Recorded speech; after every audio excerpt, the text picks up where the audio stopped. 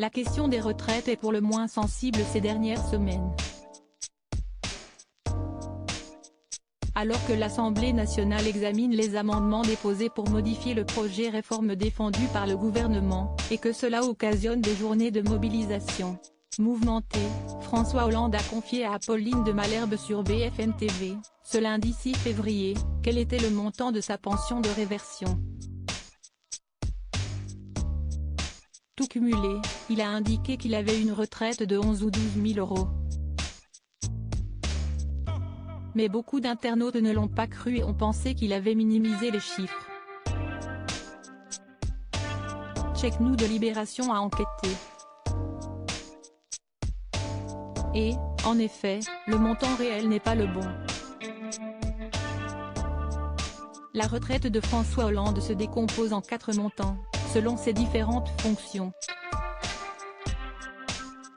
Il touche ainsi 5 553 € net mensuels en tant qu'ex-chef d'État, 6 223 € en tant qu'ex-député de Corrèze, 3 591 € comme ancien magistrat à la Cour des comptes et enfin environ 240 € pour ses mandats locaux passés. Il a renoncé à une grande partie lorsqu'il était maire, ce qui fait environ 15 600 €. Mais s'il n'a évoqué qu'une fourchette allant de 11 à 12 000 €, ce n'est pas pour mentir. Contacté par Check Nous, il a expliqué qu'il s'agissait là d'un montant estimatif avant prélèvement à la source. Le net réel, après prélèvement donc, est, selon lui, de 10 973 €. Un sentiment d'injustice bien qu'il touche une retraite assez conséquente, François Hollande a un avis très tranché sur la réforme d'Elisabeth Borne.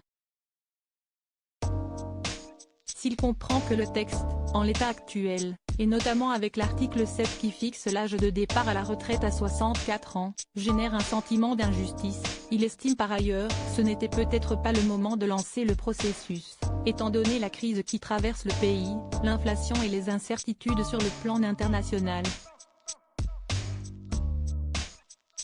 Il aurait pu y avoir dans un mandat présidentiel, d'ici 1 an, 2 ans, 3 ans, une remise à plat des régimes de retraite.